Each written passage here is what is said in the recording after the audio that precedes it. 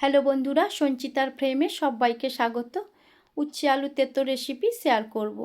উচ্ছেটাকে আমি লম্বা লম্বা করে কেটে ধুয়ে নিয়েছি। সামান্য পরিমাণে লবণ আর হলুদ দিয়ে আমি কিছু সময়ের জন্য মেখে রেখে দেব। মিডিয়াম সাইজে দুটো আলু নিয়েছি, আলুটা লম্বা লম্বা করে কেটে নিয়েছি। কড়া বসিয়ে দিয়েছি, তেলটা দিয়ে দিলাম। তেলটা গরম হয়ে যাওয়ার পর সামান্য পরিমাণে লবণ হলুদ দিয়ে একটু নাড়াচাড়া করে নেব। কেটে রাখা আলুটা দিয়ে দিলাম, দিয়ে মিডিয়াম টু লো ফ্লেমে রেখে আলুটা আমি 3-4 মিনিটের জন্য ভেজে নেব। খুব ভালোভাবে আলুটা ভাজা হয়ে যাওয়ার পর আমি আলুটা তুলে নিচ্ছি। ওই তেলের মধ্যে আরও কিছুটা পরিমাণে তেল দিয়ে দিলাম। হাফ চামচের মতন কালো জিরে দিয়ে দিলাম।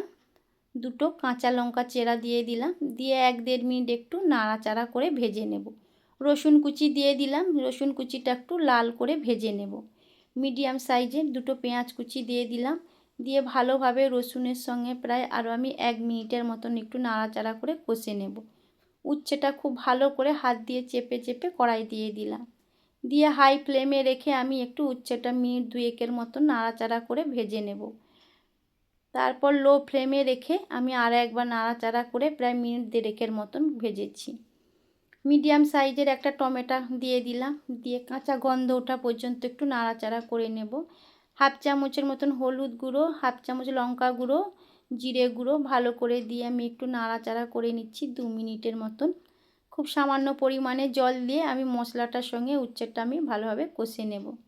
ভেজে রাখা আলুটা দিয়ে দিলাম, দিয়ে নাড়াচাড়া করে নেব প্রায় 1 মিনিটের মতন। খুব ভালোভাবে পেঁয়াজের সঙ্গে ভালোভাবে আলুটা আমি কষে নিচ্ছি। খুব ভালোভাবে কষানো হয়ে গিয়েছে। স্বাদ মতন লবণ দিয়ে দিলাম, দিয়ে আরও 1 মিনিটের মতন নাড়াচাড়া করে নেব। আলুটা অনেকটাই সেদ্ধ হয়ে গিয়েছে। পরিমাণ মতন জল দিয়ে দিলাম, দিয়ে প্রায় একটু নাড়াচাড়া করে আমি 5 মিনিটের জন্য ঢাকা দিয়ে দেব। 5 মিনিট পর খুব ভালোভাবে উচ্ছে আলুটা সেদ্ধ হয়ে গিয়েছে। আপনারা বাড়িতে একবার ট্রাই করবেন। সামান্য 1 চামচের মতন ঘি দিয়ে দিলাম, দিয়ে একটু নাড়াচাড়া করে নামিয়ে নেব। ভিডিওটা ভালো লাগলে লাইক করবেন, কমেন্ট করবেন, শেয়ার করবেন। ভালো থাকবেন, সুস্থ থাকবেন।